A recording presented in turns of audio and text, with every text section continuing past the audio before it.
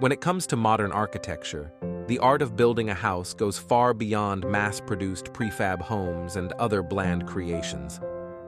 Committed to pushing his craft to the limit, master architect Omar Gandhi showcases some of his finest creativity and technical skill in this home. A narrow entrance leads to a spacious living room, where the breathtaking view unfolds through expansive glass panels.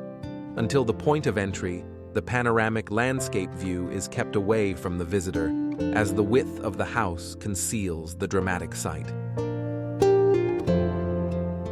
Built to be a rural retreat, Sluice Point is formally inspired by Acadian saltwater haystacks, known as une barge, that dot the local landscape. Natural and raw materials were employed in the construction, including locally sourced eastern white cedar wood cladding and concrete. The external walls are sheathed in locally sourced eastern white cedar shingles, a durable and contextually appropriate material. The faceted roof, also clad in cedar shingles, draws inspiration from fishing sheds and shanties scattered along the Nova Scotia coastline.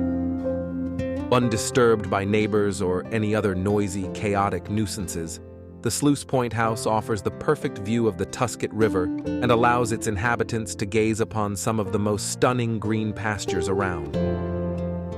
The center of the house primarily houses public functions, while rooms such as bedrooms and bathrooms are located in the wings of the semicircular structure.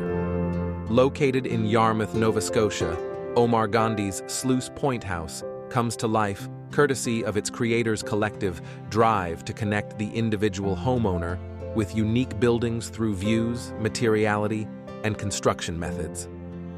It's also viewed as a modern homage to the vernacular architecture of nearby areas. In this way, it became clear that the proposed construction would need to be respectful.